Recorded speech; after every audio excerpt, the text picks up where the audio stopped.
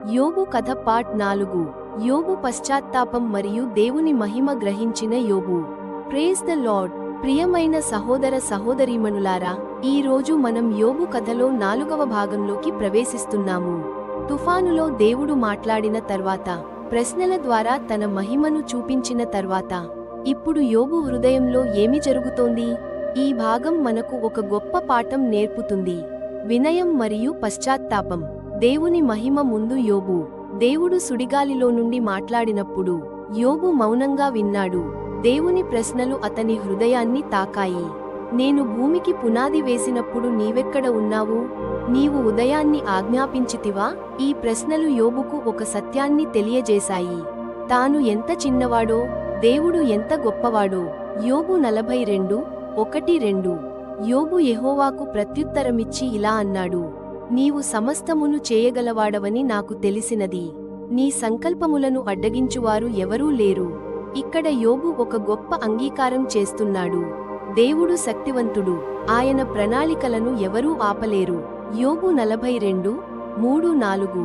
జ్ఞానం లేకుండా నేను మాటలాడితిని. యోబు గ్రహించాడు, తాను బాధలో ఉన్నప్పుడు దేవుని గురించి అర్థం కాని మాటలు అన్నానని.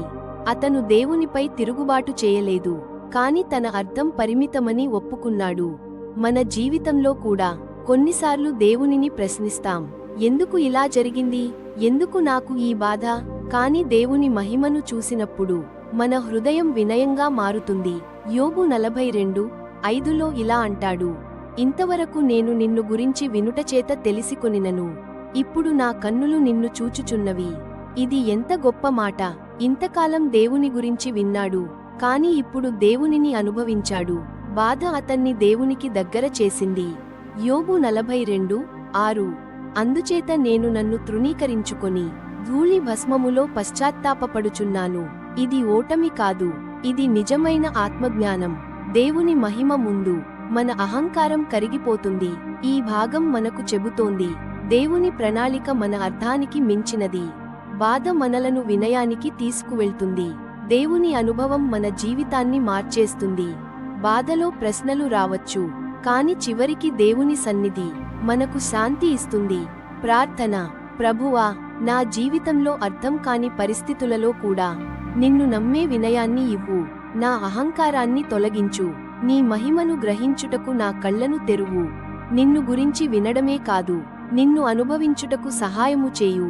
యోబు వలె నీ ముందు వినయంగా నిలబడుటకు కృప ఇవ్వు. యేసునామంలో ప్రార్థిస్తున్నాను, ఆమేన్. ప్రియులారా, యోబు కథలో 4వ భాగం మనకు ఒక గొప్ప సత్యం నేర్పింది. దేవుని మహిమ ముందు మనం వినయంగా మారాలి. బాధ మనల్ని దూరం చేయదు, దేవునికి దగ్గర చేస్తుంది. తర్వాతి భాగంలో దేవుడు యోబును ఎలా పునరుద్ధరించాడో చూద్దాం. ఈ సందేశం మీ హృదయాన్ని తాకితే లైక్ చేయండి, షేర్ చేయండి. మరిన్ని బైబిల్ కథల కోసం సబ్స్క్రైబ్ చేయండి. Praise the lord. ఆమెన్.